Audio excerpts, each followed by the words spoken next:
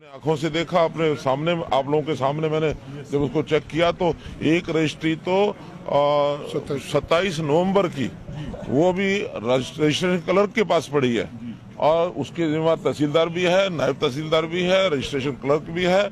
एक व्यक्ति लगातार 9 दिन से अपने पटवारी को ढूंढ रहा है। तो इस प्रकार के हालात को देखते हुए वास्तव में ये एक जो काम मैंने आज किया है उसमें सबको मैसेज आएगा पूरे प्रदेश में। अब ये बर्दाश्त नहीं होगा कि इस प्रकार लोगों को परेशान करेंगे। रजिस्ट्री का नियम है सेम डे रजिस्ट्री हो, उसके बाद शाम तक वो डिलीवर होनी चाहिए। इसलिए आज तहसीलदार, नायब तहसीलदार, रजिस्ट्रेशन क्लर्क और एक पटवारी, इन 4 लोगों को सस्पेंड किया है। इनको भ्रष्टाचार शुरू से चलता आया है, खुलेआम चलता रहा है और आज जानकारी मिली है कि बीजेपी के पार्षद से कोई पैसे मांगे गए थे रजिस्ट्री के, उसके बाद आपने छापेमार कार्रवाई की। देखिए ऐसा नहीं है। ई रजिस्ट्रेशन का कार्यक्रम हमने कई वर्ष पहले किया था, बहुत चीजें ठीक हो गई थी।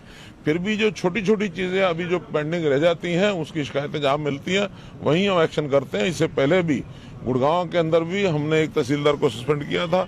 आज जब यहाँ की जानकारी मिली है, केवल हमारे पार्षद की मिली ऐसे नहीं, जनरल पब्लिक के भी 2-3 लोग मुझे मिले थे, उन्होंने मुझे कहा कि इस प्रकार की गड़बड़े हैं, इसलिए आज एक्शन लिया। तहसीलदारों को ये रहता है कि सरकारी जितने भी जैसे खर्चे रहते हैं, कोई प्रोग्राम रहते हैं, पॉलिटिकल प्रोग्राम रहते हैं, और तहसीलों के ऊपर जो है इस तरह का तहसीलदार के ऊपर खर्चा होता है। ये एकदम गलत है। जब मैं शुरू में मुख्यमंत्री बना था तो सोनीपत जिले का लल्हाड़ी कौन सा रास्ते में एक रेस्ट हाउस, लड़सोली रेस्ट हाउस में मैं गया और मुझे वहां जब चाय दी गई और बिस्कुट खिलाए गए तो मैंने पूछा ये कहां से आता है, तो वहां के पीएन ने बताया कि तहसीलदार साहब इसका इंतजाम करते हैं।